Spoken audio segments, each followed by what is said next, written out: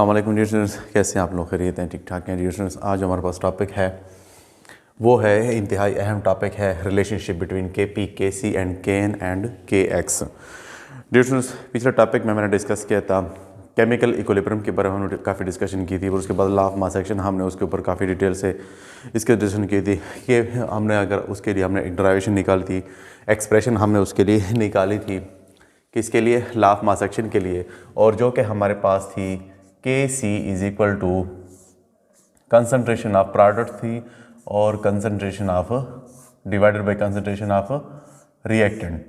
इसके लिए हमने ये जिससे हमारे पास एक्सप्रेशन हमने निकाला था पिछले लेसन के अंदर। अब जिससे अगर आपके पास लेट्स सपोज अगर हमारे पास कोई गैसेस हो, तो गैसेस के लिए जिससे हमारे पास एक, अगर आपने आइडियल गैस इक्वेशन स्टडी की हो तो वो हमारे पास कुछ इस किस्म की होती है, P V is equal to N R T. अब जो हमारे पास ये अगर वी को हम इस एन के नीचे ले जाएं तो इक्वेशन की कुछ इस किस्म की सूरत हाल हो जाती है, N divide by V is equal to R T. और एन वी ड्यूस हमारे पास मोल्स पर लीटर जो होती है ना, उसको हम कंसंट्रेशन कहते हैं। ये टॉपिक आपने मोलैरिटी के अंदर भी सुना होगा, मोल्स पर लीटर मोस्टली हमारे पास मोलैरिटी की डिस्कशन में आ रहा होता है। तो बेसिकली ये हमें किस चीज़ की इंफॉर्मेशन दे रहे हैं, कंसंट्रेशन। तो एन बाई वी की जगह जो हमारे पास हम सी लिख सकते हैं।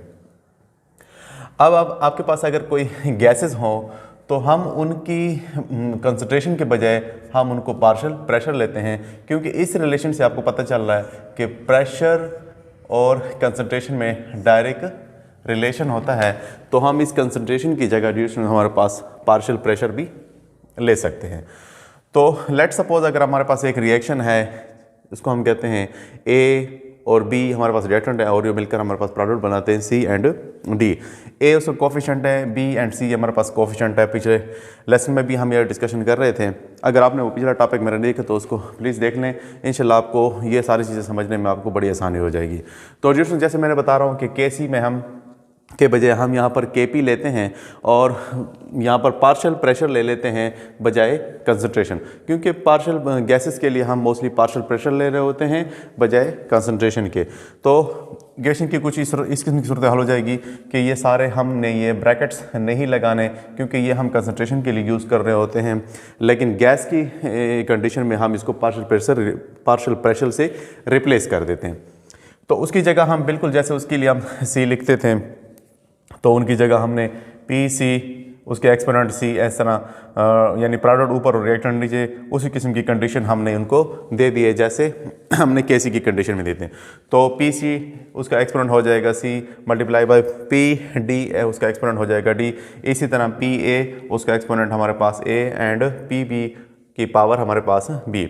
Now P stands for partial pressure. Now for n number of mole of ideal gases having volume V and partial pressure P, the ideal gases equation can be written as, जैसे मैंने आपको ऊपर बता चुका हूँ। तो P भी हमारे पास जो हमारे पास n is equal to R T के बराबर होता है, तो P हमारे पास हो जाएगा, अगर V इसको नीचे ले जाएं तो n बाई V, और ये P A हमारे पास हो, ये इस सारे टर्म्स को हम कंसंट्रेशन का नाम देते हैं। लेकिन चूँकि हमारे पास जो गैसेस हैं उसको हमने सपोजिशन दी हुई है कि हमारे पास कोई ए गैस है और बी है और सी और डी, ये भी हमारे पास गैसेस प्रोड्यूस होती हैं, तो हमने बजाय पी लिखने के हम उसको पी ए से रिप्लेस करते हैं, ताकि हमें पता चले कि ये सारे इंडिविजुअल गैसेस, इनको नाम दे देते हैं कि हमारे पास पी ए वाली गैस है, ये पी बी है, तो इनको हम बजाय सी लिखने के सी ए लिख देते हैं और आर टी। इसी तरह P B is equal to C B R T हो जाएगा, और P C will be equal to C C R T and P D will be equal to C D R T.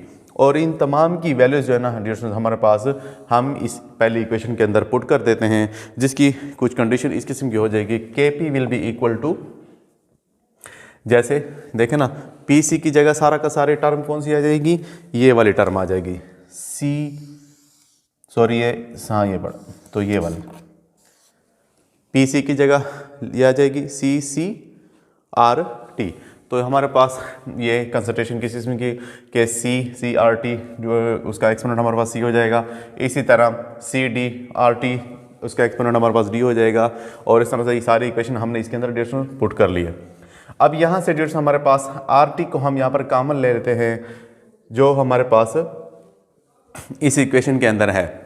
जैसे R T आपको denominator के अंदर भी है और नॉमिनेटर के अंदर भी है, तो हम आर टी को जो हमारे पास साइड्स पे कॉमन पे ले लेते हैं और बाकी चीज़ों को ऐसे लिख लेते हैं, सी सी उसका exponent C and C D इसका एक्सपोनेंट डी। इसी तरह रिएक्टेंट का तो आर टी और दोनों आर टी को हमने अब मैथ के कानून के मुताबिक जिनकी बेसिस सेम होती हैं, यानी डिवीज़र में नॉमिनेटर में और डिनोमिनेटर में अगर दोनों चीज़ें सेम हो तो हम दोनों लिखने के बजाय एक ले लेते हैं और उनकी जो पावर्स होती हैं उनको आपस में माइनस कर लेते हैं, यानी नीचे वाली पावर जब ऊपर जाएंगी तो वो माइनस हो जाती हैं। जैसे फॉर एग्जांपल अगर आपके पास 2 डिवाइडेड बाई 2 हो और इसकी पावर भी 2 हो और इसकी पावर भी 2 हो, तो बजाय हम दोनों 2 लिखने के एक 2 लिख लेते हैं और इस वाले 2 से इसको माइनस कर लेते हैं। तो इस किस्म की कंडीशंस हमारे पास मैथ को दिखने मिलती है। तो ये एक आर टी लिखने के बाद इनकी एक्सपोनेंट्स का ऊपर ले जाते हैं और इस सारी कंडीशंस को जो हमारे पास ये सारा का सारा चूँकि के सी के बराबर होता है तो हमने इसको रिप्लेस कर दिया के सी के, और R T will be equal to C D minus A plus B. अब ये जस्ट डिफरेंस कुछ और नहीं है, ये हमारे पास वही कोफिशिएंट्स थे रिएक्टेंट्स के जो कि पावर में चले गए हैं, और यहाँ पर ये हमें किस चीज़ की इन्फॉर्मेशन दे रहे हैं, ये हमें मोल्स की इन्फॉर्मेशन दे रहे हैं, यानी रिएक्टेंट्स के मोल्स की इन्फॉर्मेशन हमें दे रहे हैं कि रिएक्टेंट्स के मोल कितने थे और प्रोडक्ट के मोल्स। अब सी प्लस डी डिजिट्स हमारे पास प्रोडक्ट के मोल्स हैं और ए प्लस बी हमारे पास रिएक्टेंट्स के मोल हैं, और इनको अगर हम माइनस कर लें, अगर इनको आप ऐसे भी शो कर सकते हैं कि सी प्लस डी को number of mole of product है, A plus B number of mole of reactant है, और इनकी जो डिफरेंस है उसको हम डेल्टा एन से शो कर लेते हैं। तो सारी की इक्वेशन कुछ इस इक्वेशन की सूरत हाल कुछ इस किस्म की हो जाएगी, K P will be equal to K C multiply by R T divided by X का एक्सपोनेंट हमारे पास डेल एन। अब ये तमाम की कैलकुलेशन करने के बाद हमें इसका नतीजा क्या निकलता है कि what conclusion are derived from these equation. There are 3 possibilities of these equation कि एक की पॉसिबिलिटी हमारे पास ये हो सकती है जो हमारे पास कि अगर आपके पास number of mole of product ज़्यादा हों as compared to number of mole of reactant, तो जाहिर बात है अगर सी प्लस डी हमारे पास R T is equal to C plus D is equal to A plus B है, अगर ये ज़्यादा हो मतलब 4 - 2 हो तो हमारे पास आंसर जो हमारे पास पॉजिटिव में निकलेगा। तो जाहिर बात है इक्वेशन अगर ये पॉजिटिव निकले तो इसकी कुछ ना कुछ वैल्यू बन जाएगी और यो वैल्यू मल्टीप्लाई होगी के सी से, तो डायरेक्टली के पी की वैल्यू भी इंक्रीज़ हो जाएगी, क्योंकि के पी की वैल्यू जो हमारे पास डिपेंड करती है के सी की वैल्यू पे और इसकी वैल्यू पे। अगर इसकी वैल्यू जो हमारे पास कुछ ना कुछ निकलती है तो ये वैल्यू इससे मल्टीप्लाई होकर इसकी कीमत बढ़ जाती है, लेकिन अगर इसकी वैल्यू 1 निकलती है तो ज़ाहिर बात है 1 मल्टीप्लाई होगा इससे तो वही के सी आएगा, तो K P will be equal to K C. यानी अगर इसकी कुछ ना कुछ वैल्यू निकलती है तो के पी की वैल्यू बढ़ जाती है के सी से, लेकिन अगर इसकी वैल्यू माइनस में आ जाती है तो ज़ाहिर बात है माइनस वाला इससे मल्टीप्लाई होगा तो ये सारा फैक्टर कम हो जाएगा और के पी की वैल्यू कम हो जाएगी डिफरेंस हमारे पास के सी से, क्योंकि सारा का सारा फैक्टर तो अगर ये कम निकलेगा तो ये अगर कम वाला इससे मल्टीप्लाई होगा तो ये सारा फैक्टर हमारे पास कम हो जाएगा। तो यहाँ पर 3 पॉसिबिलिटीज़ निकलती है कि अगर number of moles of product ज़्यादा हों और रिएक्टेंट से तो हमारे पास के पी की वैल्यू के सी से ज़्यादा हो जाती है, और अगर number of moles of product कम हो रिएक्टेंट के मोल से तो हमारे पास के पी की वैल्यू कम हो जाती है। और अगर इन दोनों के मोल्स बराबर हो जाते हैं, यानी अगर इसके मोल्स और इसके मोल अगर इसके भी हम माइनस इसको 2 कर दें उसको भी 2 कर दें तो ये इक्वल टू 0 हो जाता है, और हमारे पास आर टी की वैल्यू जिस हमारे पास हो जाएगी उसकी पावर में 0 आ जाएगा, और मैथ के कानून के मुताबिक जिसकी भी पावर 0 हो जाती है वो ऑटोमेटिकली जिस हमारे पास 1 के इक्वल हो जाता है। तो यहाँ पर अगर 1 आएगा तो 1 मल्टीप्लाई होकर वही के सी की वैल्यू निकलेगी, तो हमारे पास K P will be equal to K C. तो 3 कंडीशंस ये हमें फुलफिल करके दे रहा हो जाता है। तो ये फाइनल कंडीशन है हमारे पास के पी एंड के सी के मुतालिक। उसके बाद आते हैं के पी एंड के सी के मुतालिक। तो दोबारा से वही आइडल गैस दोबारा से उसके लिए हम एक जनरल गैस इक्वेशन लिखते हैं कि A and B and A will be reactive to C and D. अब यहाँ पर भी हम चूँकि गैसेस है हमारे पास तो इनका हम पार्शियल प्रेशर लेते हैं, बिल्कुल उसी तरीके से हम उसकी वैल्यू पुट कर देंगे, के पी ये लिख लेंगे, और उसमें नेक्स्ट जो है हमारे पास हमारे पास यहाँ पर हम चूँकि के एक्स में हम रिलेशन निकाल लें तो हम Dalton law of partial pressure लेते हैं।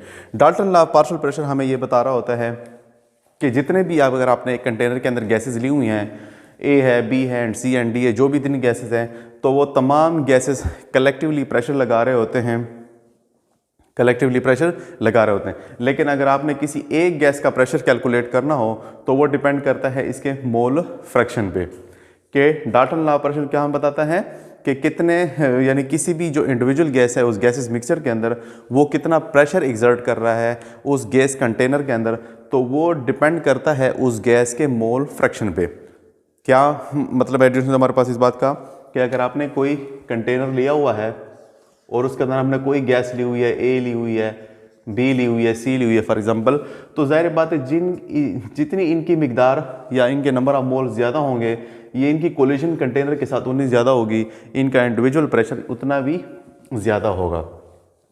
तो इसी वजह से हम इसके मोल फ्रैक्शन लिए होते हैं। और मोल फ्रैक्शन ड्यूट्स हमारे पास है क्या असल में ये एक्स, तो मोल फ्रैक्शन हमारे पास होता है number of moles of particular component in the gases mixture to the total number of mole. अगर आपने इतने सारे गैसेस लिए हुए हैं तो हर एक के लिए हम लिखते हैं Na plus NB equal to NC।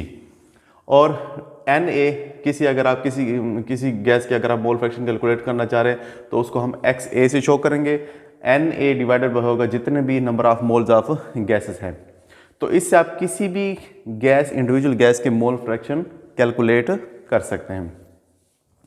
अब इन तमाम Na, Nb और Nc को अगर हम लिखना है, Na will be equal to आप N से भी शो कर सकते हैं।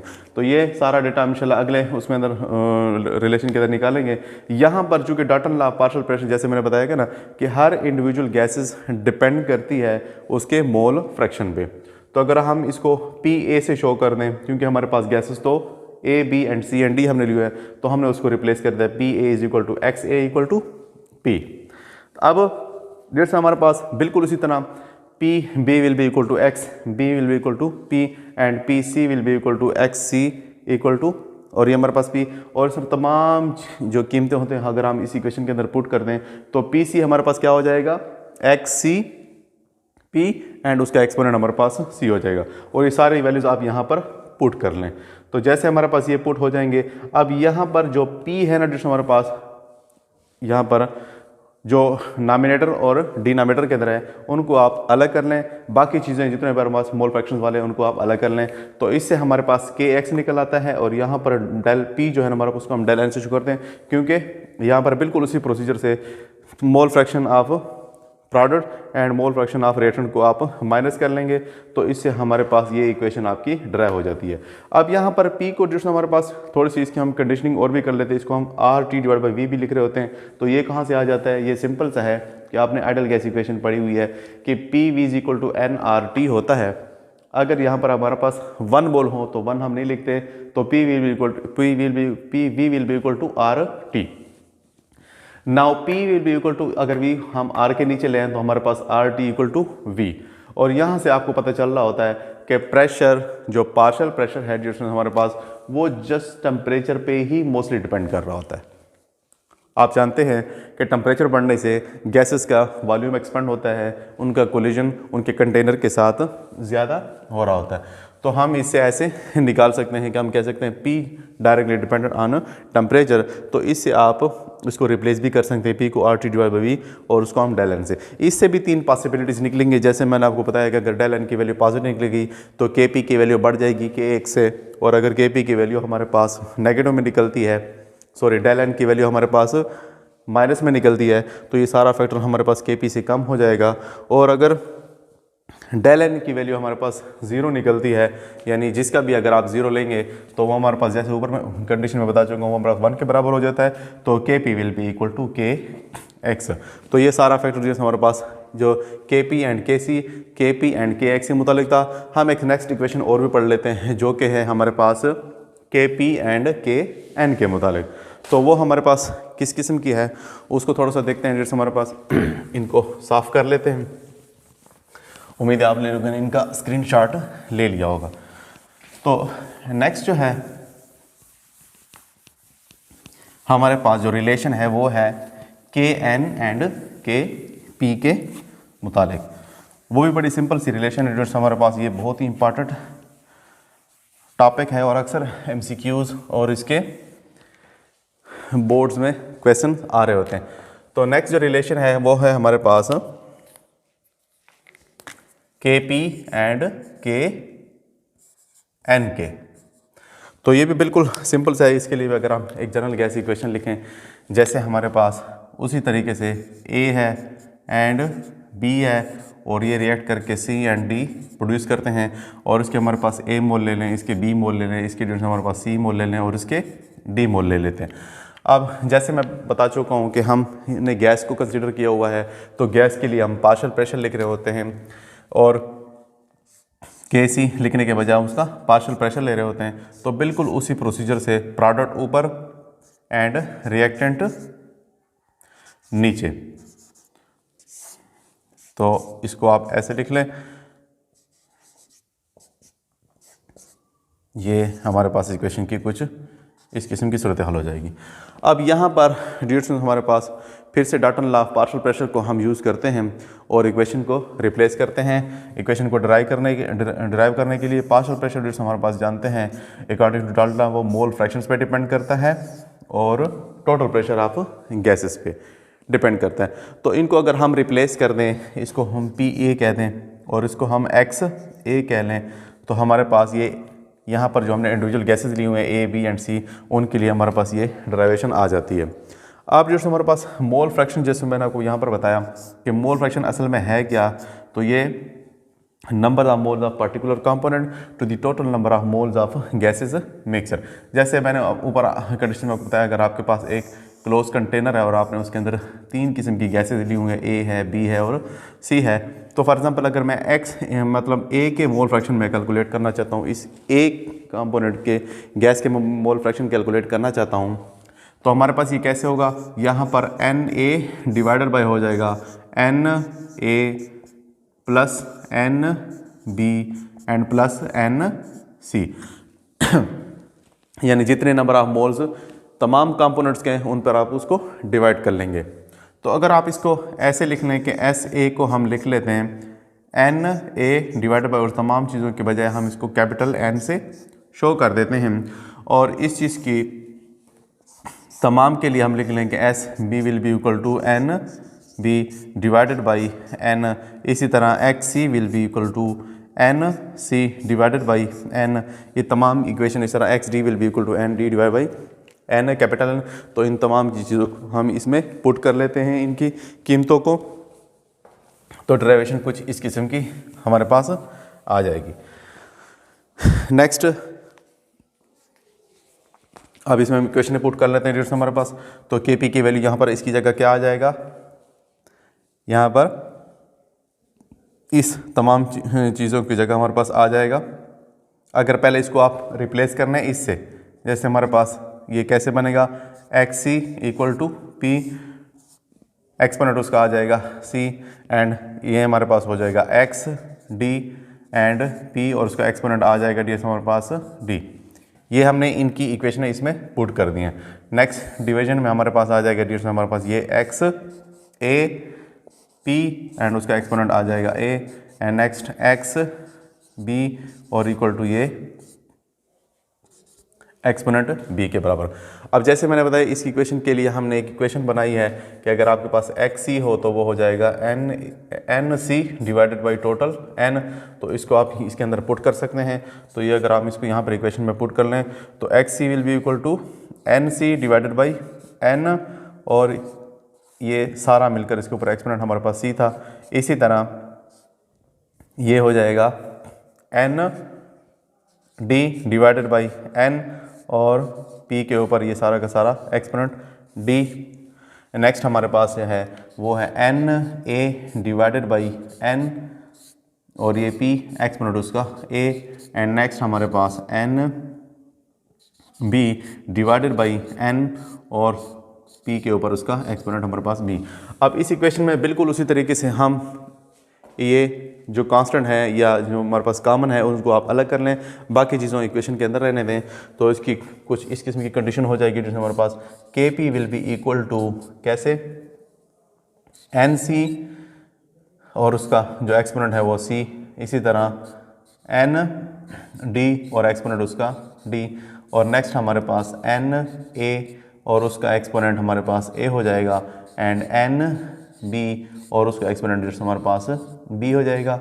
और बाकी चीज़ों को जैसे मैंने बताया इसको आप यहाँ पर अलग कर लें, और बिल्कुल उसी तरीके से इनके ऊपर जो एक्सपोनेंट ऑफ प्रोडक्ट थे और एक्सपोनेंट ऑफ जो number of moles of product थे, number of moles of reactant थे, उनको आप इसके ऊपर यहाँ से C plus D and minus A plus B से यहाँ पर आप शो कर दें। अब जैसे पिछले इक्वेशन में हमने इसको बैलेंस से शो किया है, और ये तमाम चीज़ जो है ना जैसे हमारे पास ये के एन के बराबर हो जाती है। K P will be equal to K N multiply by, इसको हम लिख लेते हैं P डिवाइडेड बाई N, और ये सारा का सारा इसकी जगह हम N, और इसकी भी बिल्कुल उसी तरीके से 3 कंक्लूजन निकलते हैं कि अगर डेल N की वैल्यू हमारे पास पॉजिटिव निकलती है तो Kp की वैल्यू बढ़ जाएगी Kn से, और अगर डेल N की वैल्यू हमारे पास नेगेटिव निकलती है तो Kp की वैल्यू कम हो जाएगी Kn से, और अगर डेल N की वैल्यू हमारे पास 0 निकलती है तो 0 जिसकी भी पावर हो जाती है वो हमारे पास 1 के बराबर हो जाता है, और Kp हमारे पास इक्वल हो जाएगा Kn के।